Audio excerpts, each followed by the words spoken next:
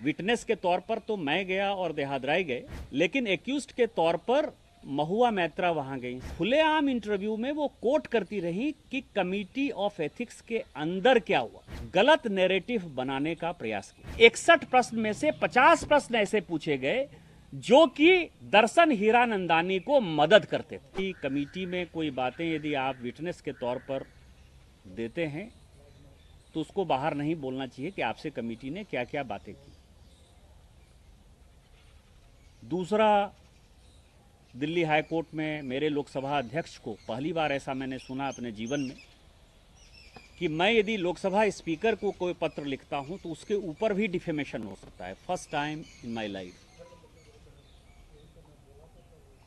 लेकिन यह जमाना एक ऐसा जमाना है जिसमें कि हमेशा उल्टी गंगा बहती है, तो बहती रही। लेकिन आज जब सभी चीज़ों की इंतहा हो गई, इसके पहले कई एक मीडिया हाउस में चला कि कितनी बार देहादराय से किस तरह के प्रश्न पूछे गए, उन्होंने किसका जवाब दिया, किसका जवाब नहीं दिया। और जिस एक्यूज्ड को विटनेस के तौर पर तो मैं गया और देहादराय गए, लेकिन एक्यूज्ड के तौर पर महुआ मैत्रा वहां गई सांसद, लेकिन वो खुलेआम इंटरव्यू देती रही और खुलेआम इंटरव्यू में वो कोट करती रही कि कमिटी ऑफ एथिक्स के अंदर क्या हुआ। अब सही है या गलत है, लेकिन उन्होंने जनता के बीच में एक गलत नैरेटिव बनाने का प्रयास किया।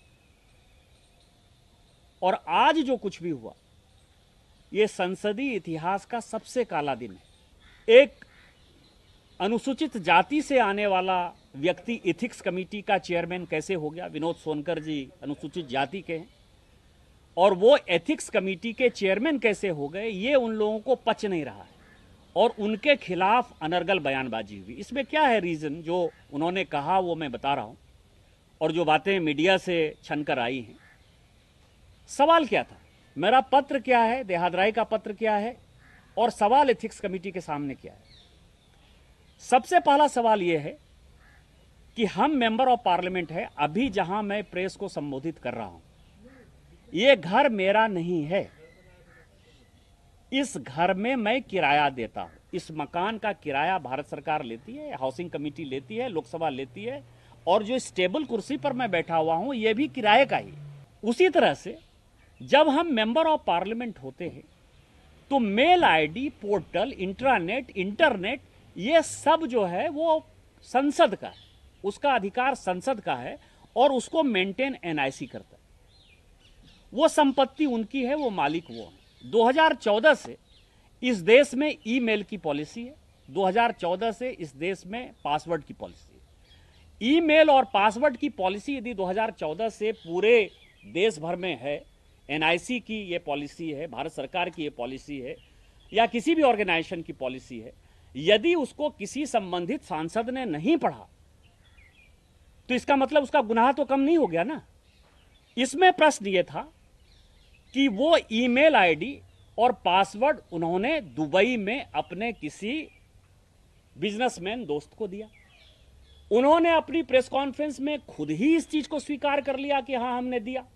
फिर वो कह रही है कि ये कौन सी पॉलिसी है? तो मैंने आपको कहा कि 2014 की पॉलिसी है, जो ईमेल की पॉलिसी है, जो पासवर्ड की पॉलिसी है। तो एथिक्स कमेटी के सामने ये बड़ा सवाल था।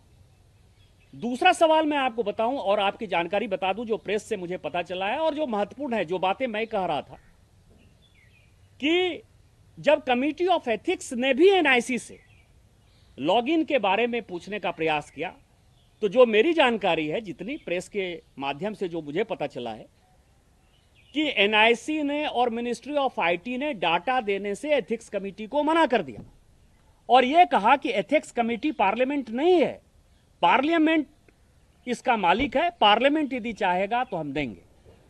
एथिक्स कमेटी सेक्रेटरी जनरल के पास गई, लोकसभा अध्यक्ष के पास गई और उसके बाद जो है एनआईसी ने वो पूरा का पूरा डाटा कमेटी ऑफ एथिक्स को दिया, जो अखबार में छपा है। ये मेरी बात नहीं कहिएगा कि मैं कमेटी के बारे में कोई जानकारी है मुझे। अब आप समझिए, वो ये कह रहा है, जो जयनंत देहादराय ने आरोप लगाए, उसने ये आरोप लगाए कि बिजनेस राइवलरी में इस तरह के 61 प्रश्न में से 50 प्रश्न ऐसे पूछे गए जो कि दर्शन हीरानंदानी को मदद करते थे।